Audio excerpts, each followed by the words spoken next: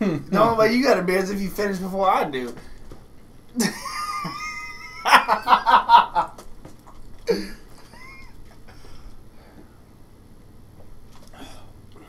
hate every one of you motherfuckers. And there's your beer. And the intro drops now.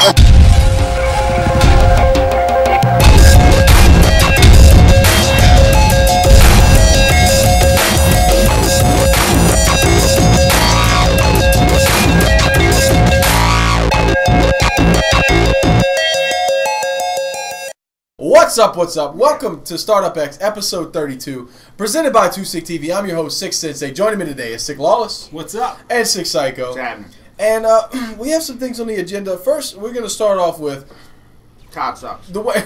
God sucks. God sucks. If you haven't heard, Modern Warfare 3 is one of the worst games ever invented. We're going to start off with... fucking sucks. A drunken rant. Oh, man. So, for 2Sick TV's 100th upload, we would like to let you know God sucks. I don't agree with these two gypsies around me. I still have fun with Call of Duty. Anyway, if you want to see your Call of Duty gameplay here. I played Modern Warfare 3 today, and I was just sitting there playing, and I just kept asking myself, why am I playing this? Why am I playing this? Why am I playing this? And I still don't have a fucking answer. Like, and you know what I said? Unenjoyable and I was watching you, had. and I said, you know what? I'm going home because I'm tired of watching this. That shit sucks.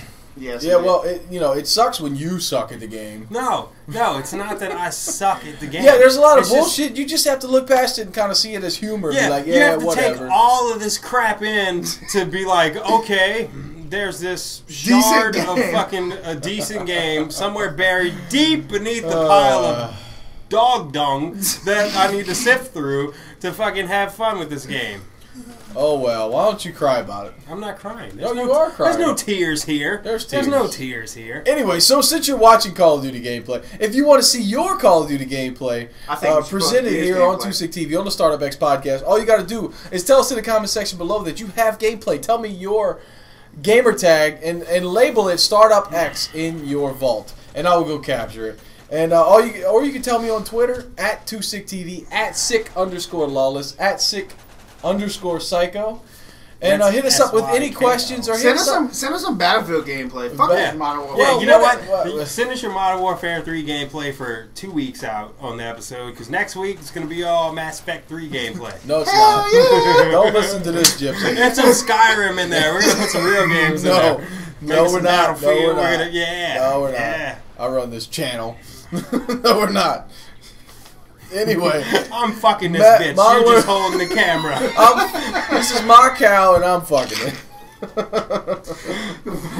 Let's get started. We went women. You went cow. That's right. This is my cow, and I'm fucking it.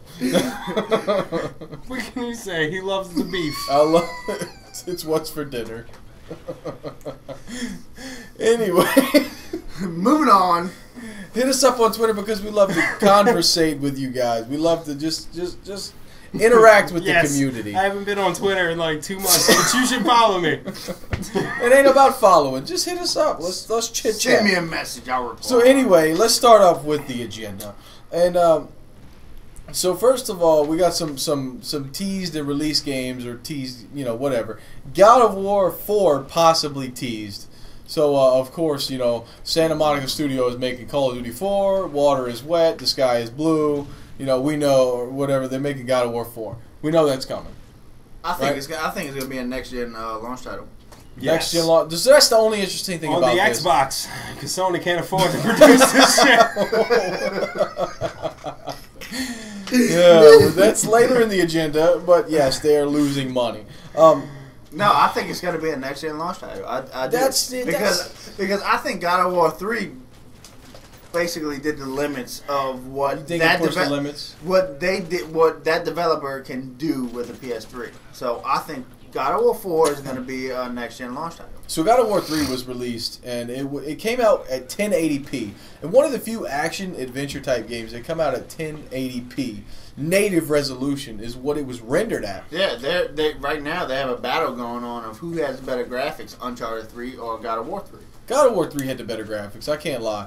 God of War 3, but in essence, you got to take into consideration that God of War 3 had a fixed camera. And for anybody who kind of takes into consideration these types of things, you know, God of War 3 with the fixed camera means they only had to render certain things. They didn't have to render that draw distance that Uncharted 3 has to render. You know, all of the quarters that you were fighting in really close combat type of quarters. And of course, you render that at 1080p, and it's going to look phenomenal. But in the case of Uncharted 3, they were rendering entire 360-degree universes, whatever you want to say, 360-degree areas that you had to, landscapes. That's fine. Whatever you had full camera. You had control of your camera, so they had to render all of that stuff. Whereas, like I said, God of War 3 had a fixed camera. They didn't have to do too much with it. So, you know, it's hard to really say which one had better graphics. God of War 3. God of War 3 had better graphics, but Uncharted 3 did the best job. The best job. The Uncharted series has had the most amazing snow and sand I've ever seen in video games before in my life. I agree. I have to agree. Yes. In other news, Crysis 3 has been revealed. Dude, how was Crysis 2? It was good. It was good, but it didn't sell like gangbusters, and I think that was a fault of theirs, but that they didn't advertise it enough. They didn't make it seem like the game that people had to have. They make it seem like a game that PC gamers wanted it. I don't think they're going to advertise Crysis 3 either. They thought they were going to ride that hype from Crysis 1 straight into the fucking It's PC hype, wars. though. That's the problem. The console wars, if you want to jump over to console, you really need advertisement. You need to get your game out to console players that it's amazing. Yes, we heard of it. The people like us, the people that listen to podcasts like this, you know, they realize that Crysis is, graphically enhanced and it's a good game. But the general public doesn't realize that. Crysis 2 had a demo, but it was a multiplayer demo. At the time, it was like a beta. I wasn't looking for another fucking multiplayer. Yeah, dude, I had too many multiplayers. That was a bad demo to release. I didn't want to play Crysis for the multiplayer. I wanted to check out the fucking campaign. I did check out the campaign, and it come out pretty good. I mean, it really did. It come out with a good campaign. I think the advertising strategy was a little weak for Crysis 2. Hopefully, Crysis 3, they're going to release it on PC and console sometime in 2013. We don't know if it's going to be next gen, spring. It may be this generation. It's going to be this gen. Yeah, it could definitely most likely could be this generation. Then they're going to put it in the New York jungle, not a New York urban jungle like Crysis 2 was, but a New York jungle like the New York was taken over by a literal jungle. Like I Am Legend jungle. A literal jungle. You know, fucking water all over the place and everything like that, and just it's going to be odd. But why not just do it in the jungle? I don't know. I don't understand why. But but they have revealed Crysis 3, and it's going to be a great game. It's just a matter of how they advertise it and how it comes across to the consumer. It's going to depend on how it sells, and that's basically what happened with Crysis 2. Is they didn't advertise it, enough, in my opinion. And it was a good game. It could have sold better, but they didn't make it out to be the game that gamers had to have. On console, at least. But moving on, Battlefield, though late, finally releases, though late as hell, they finally release a Battlefield Elite app. Yeah, but dude. Battlefield, their app, Battlelog app. Dude, it may be late, but they did it right. They did it right. Like, we just sifted through it for a few minutes, but just a few minutes that I used it, it was way better than COD Elite. Even the online, on your computer, COD Elite, like it fucking pwns that shit. Like, it's pretty fucking good, and it like so does it get down to the nitty gritty? That's what I like to look at. I mean, you got stats, you got unlocks, what's next on your unlocks, you got leaderboards, fucking, your friends list and global top 15. That's cool. That is pretty cool. You got your feed of like what you've done in game, for new quests, all this bullshit. Like it's a whole lot of shit, dude. For this, for a free app that they promised you. Like it's here, and it, like I said, it coincides with their massive update that they've just done with the game. And I've talked to Gyro is his gamer tag on Xbox, Sean Zulu on Twitter, and he says underscore in between Sean underscore Zulu. Good buddy of ours. And he says that this update is like turns Battlefield into the game that DICE should have been. Yeah, planned on releasing. Like if they'd have waited up until this point, it would have been just the epic game that we were all expecting. So they finally released their app that we've been waiting on, kinda.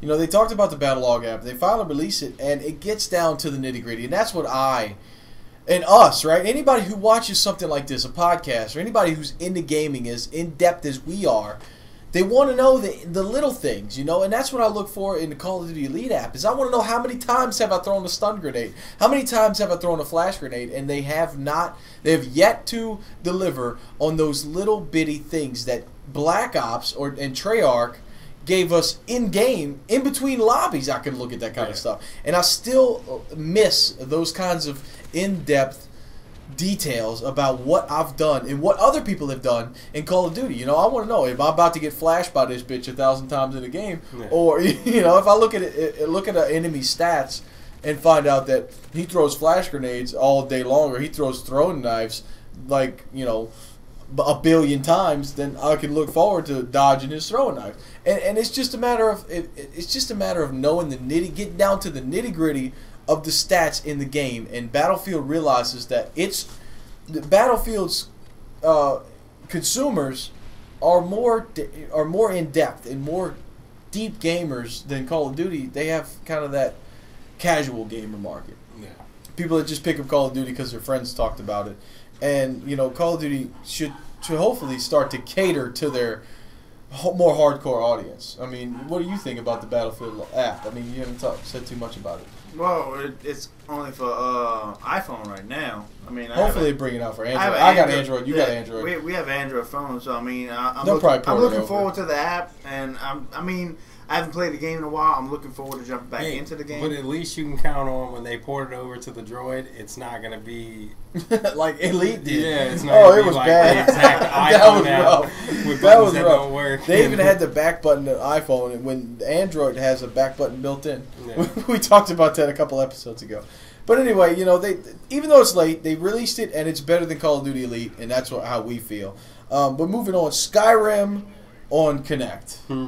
Now, when we first talked about this, now I haven't played Skyrim. These two are fucking fanatics about Skyrim. When we first threw the idea out there, we all thought it was a gimmick. Dude, we all thought it was bullshit. Dude, but when we watched the trailer, we thought it was whack. But seriously, dude, watching the trailer, watching all the shit you can do, it does shit that you can't even do on your controller. Yeah, and a lot of the shit that you can do on the controller that they do by voice command is kind of clunky, like not taken away from the game or anything. It just takes a little bit longer than just saying, hey, do this, and it's done. It's like, dude, what the fuck? Equipped action shield, and blam, it's right there. You're like, what? So, in my question, what did it take beforehand? What does this change? Equip action shield. You say that out loud. What did you have to do beforehand? Say you dual wielding swords and you want to equip to an action shield. You have to pause the game. Well, no, you don't have to pause the game. You go into your favorites. Okay. And that essentially if you even have it saved to your favorites. Yeah, that essentially pauses the game. If you have it into your favorites. If you don't have it in your favorites, you have to pause the game, go into your items, and equip it from your items. It took a lot. Like, I'm not gonna say a lot longer, but it took It's just cumbersome. Yeah, dude, it is. Dude, all the voice commands combined, dude, it would save so much time. And so you two being not really big on Kinect, right? Not really big on all of this. I mean, Star Wars Kinect obviously tanked. Yeah. Gay. So much potential. Are actually advocates of what you've seen in the trailer for this. Yes. I mean, you two were high-fiving one another when you saw some of these things. No, because it's not just like we're putting this out there just to push copies. Dude, and not only that, copies. They've made a ton of money off of this game. This is post-release. Yeah. Now they're integrating this into the game. Like, how can we improve on this? Yeah, dude, it's not just saying the shouts. It's not just saying "Fusto rah rah rah rah." No, it's like saying, "Hey, ally, attack that target right there," and dude, there you go. Yeah.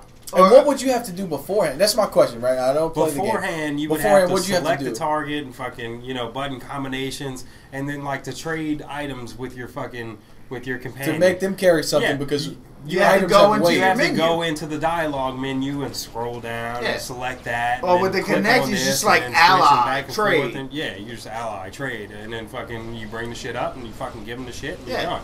And dude, and you can't even do this with the controller, but you can. It's sorted. In a Kinect trailer it says sort by weight, and bam, it's right there. Yeah, it's like holy shit. Are you kidding me? I can give them all the heavy shit first. What? So I mean, that's pretty cool. That's one of the ways finally a developer is using Kinect on a hardcore game that people truly care about. Yeah. And hell yeah, right there. Yeah. That's cool, right? You actually want to get Kinect for this. You have Kinect. Yeah. I have Kinect. I don't. Yeah, because beforehand it would have been just getting Kinect because I have a wife and 2 children. You know, now it's. I might actually use that motherfucker, you know? Like, that shit looks fucking cool. Gay. What? I don't know. Hater. Troll. Anyway. Troll, that's me. But anyway, so y'all think, all right, first our thought was altogether is, did we even want Kinect integration in Skyrim? And the answer was no, but then we saw it, and it actually looks pretty cool. Yeah, they did a very good job integrating Kinect into the and that's all because Bethesda knows what the fuck their customers. That's what I was just about to talk about. You know? Is that when it comes down to the end of the day, Bethesda knows what they're doing, and they put the right amount of manpower into the right things. Yeah. So cool. Hopefully it works out for the better, and it continues to grow. They show other developers what people want out of Kinect. Yeah. And give it to you for free. Yeah. And that's cool. That's cool. So hopefully that'll be awesome. I love how they did it. It wasn't like, launching this game, we got Kinect integration, buy our game because it supports Kinect. Absolutely. It was after the game launched and everything, and it's okay. Now that we've focused all our attention on getting the best out of the game we could just for the game it was, now we're going to add this on and give you this as well. We made this game as game of the year, and look, we just made Kinect features for this bitch that's out of this world. There you go. So that's cool. Now moving on, YouTube is what you're watching this on, obviously, is hopefully going to be on the next generation consoles. There was a job listing that basically said that they want to put YouTube on next gen consoles. But here's the interesting part about this. Obviously, Xbox already has incorporated YouTube in a pretty reasonable manner. But they said, and I quote, TV experience. And that's the part that throws me for a loop here. What does that mean? Does that mean they want to compete with Netflix and Hulu and my initial guess would be that they basically trying to outstage Hulu. Google owns Netflix. Google's big, huge, phenomenal website. Obviously, they're going to want to move into the Netflix competition. They want to get into that. Like a while back about YouTube becoming like a paid service, like a subscription-based service. And I don't remember that. Like, it was all just rumors. Like, YouTube it was squashed pretty fast. Yeah, it was squashed pretty fast. Yeah. Like, YouTube wants to branch off into the bigger market of things, versus just being like a social network for video feeds and shit like that. Yeah. But like I see them taking this step further into it and being integrated into the systems like Hulu is now. It's like, oh wait, your console doesn't support Hulu or Netflix? Like, oh fuck that, Yeah, I'm not buying that. It's like, oh, your console doesn't support YouTube? I don't want to buy that shit. Dude, I said the same thing when I was buying a TV. Yeah. I mean, that's cool. They're going to be on the next-gen consoles, and that's kind of expected at this point. I mean, you already got it on the Xbox. Yeah, you're going to put it on the PlayStation 4. Yeah, you're going to put it on the Wii U. That's cool. The only thing I want to see out of this whole thing is I want to see more content creator options. In the idea that when I log on to YouTube on the computer, I get notifications that I have comments on videos. I get notifications about certain things. I get options, deep options inside the channel. I would kind of like to see some of those come up in the consoles. I mean, you don't get that in the mobile apps, which, I mean, you don't really want to expect too much from the mobile apps. But I do kind of expect a little bit more from the content creator side on the consoles. So, we'll see what they do with it, but I just wanted to bring that up because I think it's interesting that they said TV experience, and maybe they want to move into compete with Netflix and Hulu and stuff like that. Yeah. And that's interesting to see YouTube potentially branch off and content that's not created by users like us. You know, going out their comfort zone. Exactly. So moving on, Sony announces PS3 digital TV hub.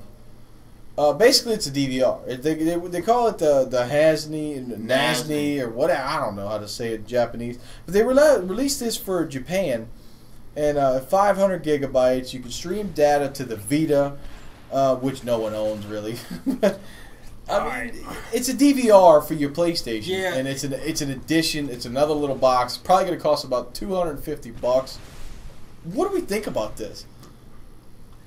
What do I think? I don't think too highly of it. Everybody's got a DVR already. Why are we going to buy this? Like, I have DVRs in my home already, and what I think is, like, I'm going to have this thing plugged into my PlayStation that's just sitting there, like, big and clunky, like Microsoft did with their HD DVD drive. DVD player. It was just $200 you had to for plug it in, and crap. it was sitting there, and it wasn't integrated into the system, and it just doesn't appeal to me at all. You know. I mean, I can see it appealing to somebody who has like all Sony stuff, like because it streams to all Sony things, like Xperia, Xperia phones, Vitas, Sony tablets, all of that stuff.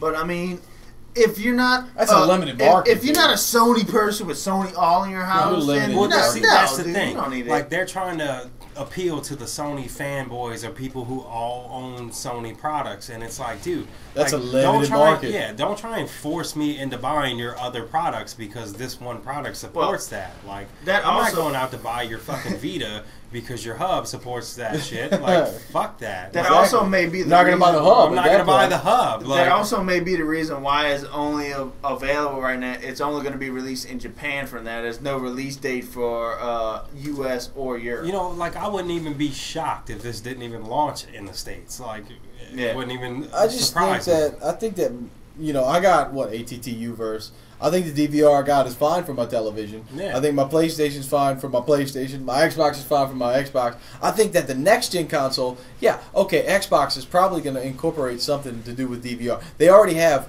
cable incorporated in their Xbox. They already have Netflix. They already have, several different services, HBO Go. Yeah. And I think that we already talked about it, that the next-gen consoles are going to have huge hard drives to the tune of 1 terabyte. And, we're going to be able to do this. All it is, once you have the hard drive, all it really is software and connections. Yeah, that's it. And, I think PlayStation is releasing this external piece for the PlayStation 3, and it's probably going to be compatible with the PlayStation 4. But I think that type of compatibility is... It's just not gonna translate to the consumer. No. They're not gonna really grasp. They want an all-in-one piece. They want a package. That's the thing. One package deal, and that's where Microsoft is gonna kick Sony's ass in this. Yeah, Microsoft. And y'all know me. I'm a little bit of a Sony fanboy, just PlayStation fanboy. Dude, I'm Sony fanboy all the way. But they're just making bad decisions when it comes to this type of stuff. I seriously think Microsoft is gonna take the edge in the next console. There's already rumors and speculations and confirmations on some shit that this console is at the end of its lifespan. Now you're marketing a new product to me for this console. I don't want it. You know what I want it in? If I'm gonna get it, I want it like they said, built into the next console. It's nothing but software and connections. All you got to do is put connections. I mean, we're gonna have big hard drives. We already confirmed that. I mean, there's to the tune of 1 terabyte, if not more. Dude, if you don't have 1 terabyte, I mean, it's stupid. It's gonna be disappointing, especially since like half of it. At least they're projecting. Well, I'm not saying they're projecting. I'm projecting. At least half of the games on the next gen consoles are going to be digitally downloaded. Not only that, digitally downloaded day one, and they're going to be huge. I mean, we're going to be talking about supporting 1080p, native 1080p right out of the gate. Exactly. Right out of the gate. So the games like God of War 3 come out 1080p. They're going to be like 10 gigs a piece. No, wait. God of War 3, 1080p on Blu-ray was 35 gigabytes. 35 gigs for one game, and that was native 1080p. Now, all the games coming out on both next-gen consoles, I have to imagine are going to be native 1080p. There's no, I mean, that's the next upgrade, right? So that's 35 gigs per game. You have to have 1 terabyte, or you're not, or the console doesn't have a lifespan. At least 1 terabyte. These ISP fucking people need to step up their fucking service. That's here. That's here in the States, right? We're still behind where everybody else is. We're like the slowest everywhere, dude. Freaking Japan's got like 100 meg like Wi-Fi. It's just fucking stupid. Like 100 meg on Wi-Fi. Like what? Are you living in 2032? You know, I pay a lot of money to get my 25 down, 3 up, and that's like good around here. Yeah. So anyway, you know, it's just a matter of what they're going to do for the next gen consoles. But they're releasing this TV hub. That's the news. That's what's on the agenda here. All right, you gotta I think that it's a waste of their freaking effort and time. Well, and they're losing money. What's the next topic on the agenda? Sony loses $6.4 billion. And they're going to lose even more in a quarter. Not in the sense that they're going to lose more, but they're going to need to. At this point, they're almost fucking broke. They're reaching right now. They need to build a cheap console. Their stock has been cut almost in half. If they sell everybody this HD DVR whatever thing, they're not going to sell it adaptation or plug on for your fucking PS3 that works for your PS4. That's less they're going to have to integrate into the PS4. Absolutely. So that's saving them a couple $dollars on that. That could be why they're doing it. I'm not saying it is. You know, it's quite possible. You know, but instead of integrating that software into the PS4 and but it's cheap and weak, and it's not good for the consumer. I mean, right now Sony's just on this string of bad decisions that they're just you know.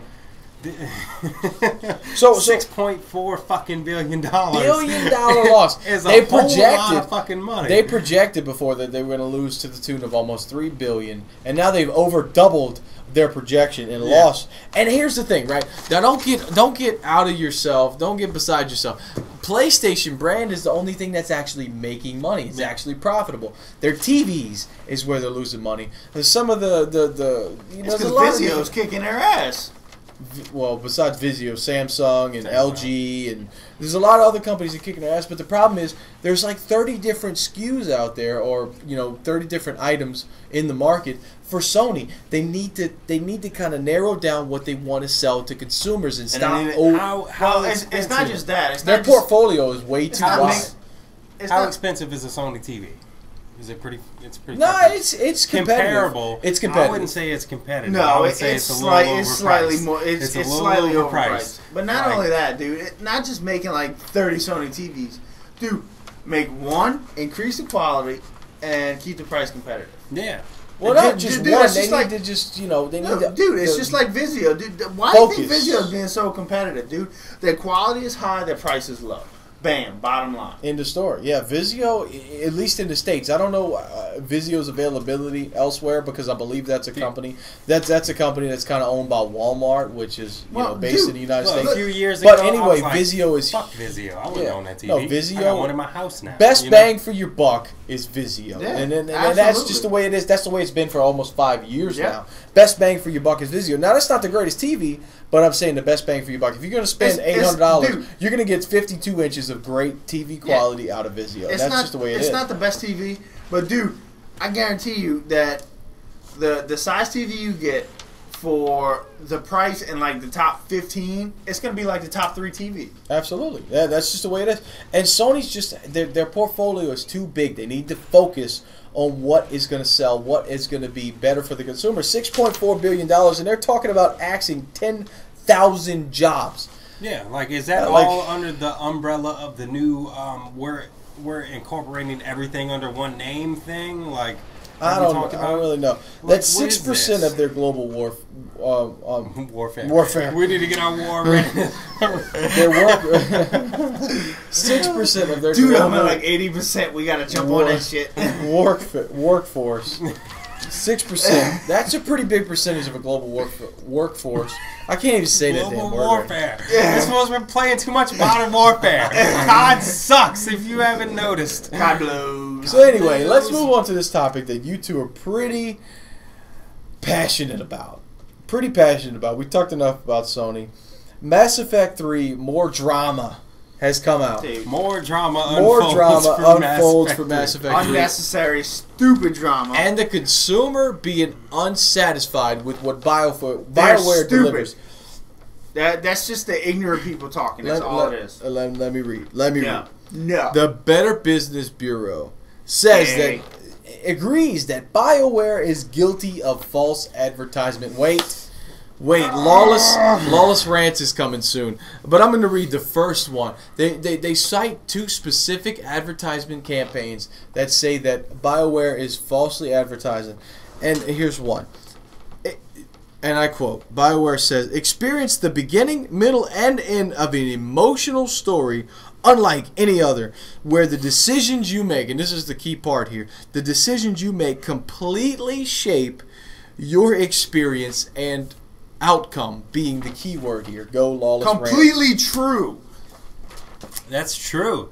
It's very fucking true. Completely true. Like, at the end, they didn't give you 18 million different fucking endings.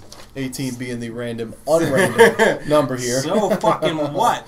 But every time you made a choice in that fucking game, you were invested in that. You felt the impact of the decision. Hell yes. And then when it came to the end, you were like, holy shit, I got to do this, this, or this. And you were given that choice, and you made the fucking choice based on everything you've done throughout that fucking game. Exactly. There's no false advertisement there. You didn't like the ending? Oh, fucking well. What do you think the people did at the end of The Sopranos when it just fucking cut off? Did they fucking sue the fucking network for that? No. They just fucking dealt with it and bitched about it on the internet. Like, so let me cut you off for just a second. This is a class action lawsuit that the people are claiming against them that has been false advertisement, and here's some of the key things, and I want you guys to touch on this. I'm gonna break out some of the key words in their alleged false advertisement. Completely shape your experience and outcome. The decisions you make completely shape your experience and outcome. The outcome being the end of the game, the final cutscene, the final conclusion. Hey, did you do the same thing that I did at the end of the game? No. Did you make the same choices throughout the game? No. Dude, we had 2 totally different experiences, but we played the same fucking game. The decisions you make in the game, it depends. That decides what civilization, what people are actually living. That's in the next one. That's in the next one.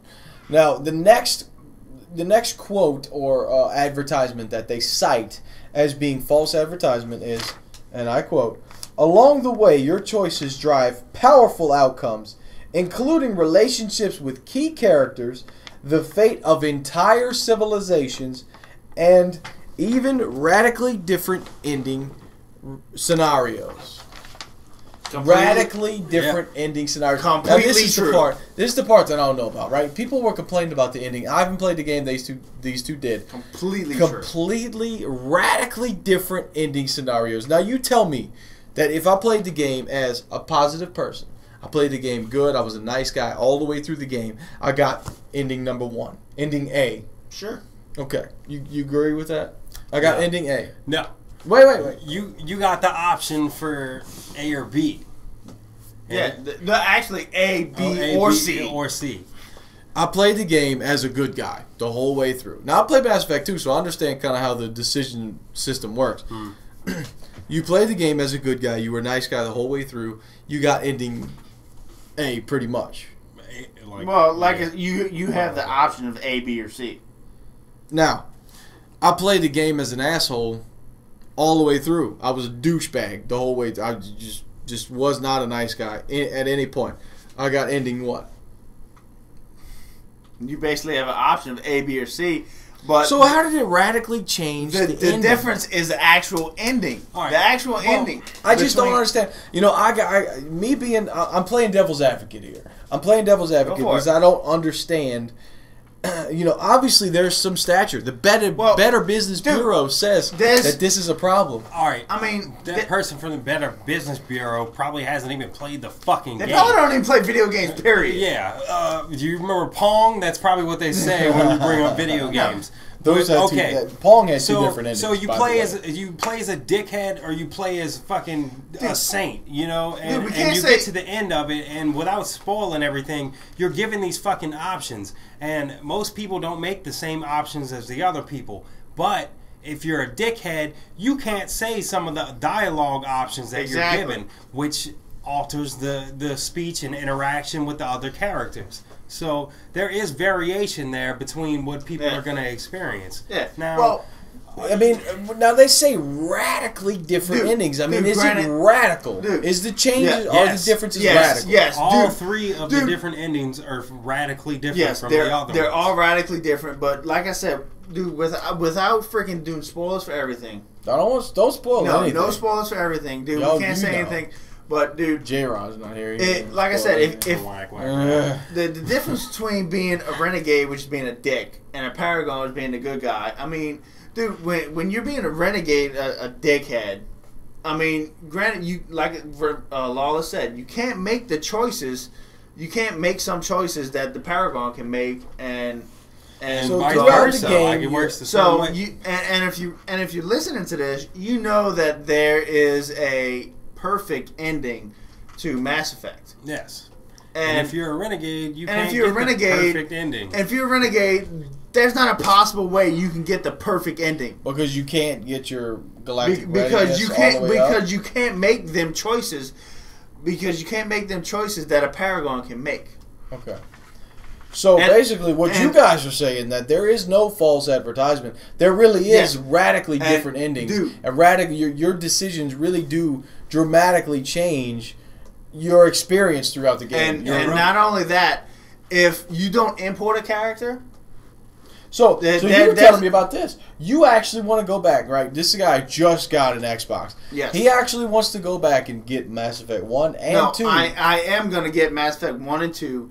Just so I can play completely through and import a character, because if you do not import if you don't import your character, there's some choices that you can't make no matter how high your paragon status or your renegade status is. Yeah.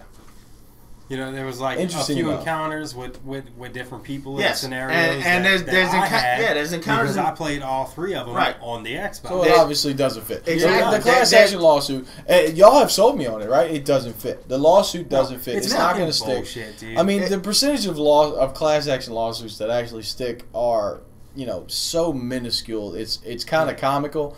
I just wanted to bring this up because it's just more Mass Effect drama that people keep getting pissed off about, and it's just interesting to me. I mean, it is interesting to me. They're just mad because they can't get the perfect ending because they're a bunch of queers. No, that just goes back to your commentary about gamers feeling entitled over this. You don't own this. You bought that copy of it, but you do not own it. There is artistic integrity that needs to be held here. Like, I mean, these motherfuckers made this shit. And granted, you decided to purchase it. Well, granted, wait. Granted that the artistic part of it and the advertising part of it, that obviously that's two different people. That's two different groups of people. But I think they had one common goal: is that artistically, yes, there's differences in the game. Advertisement. Maybe it's not dramatic as they made it out to be, but it is a difference. And dramatic being an opinion, obviously you can't make a class action lawsuit based. I mean, dramatic is an opinion. It's how much you invest in the game. If you don't invest 100% in the game, then no, it's not going to be dramatic enough to you. I think that's exactly what BioWare is doing. Basically, no matter it depends on how much time you invested in this whole franchise. Like, say you imported a guy from 1 all the way to 3, then dude, you're almost guaranteed to get the perfect ending. And you did that. Let's bring that along to advertisement. Their advertisement says this: Sprite advertises towards sports. I drink Sprite occasionally. Are you athletic? I play sports. Am I athletic? No. False Am I going to sue Sprite because I feel like I'm not athletic enough from drinking their drink? No, it's just fucking What about dumb. beer advertisement when you have a pack of beer and you got 3 awesome women next to you? Right, like that I got a pack of beer and I have these 2 gypsies next to me. Where's the hot West? Wait. There is no beer, so don't be touching me. You can only touch them if there's So anyway, at the end of the day, obviously there's no false advertisement. It's just drama motherfuckers bullshit. complaining on the internet. And that's all we're going to have to deal with for the rest of our fucking lives. That's all there is until we got our Omni tools and we're walking around. That's all the news. Worried about the Reaper threat. That's all the news we have for you guys this week. Thank you for joining us. Thank you, Lawless. No problem. Thank you, Psycho. Anytime. Startup X episode 32. I'm Six Sensei, and we're out. Peace. Later.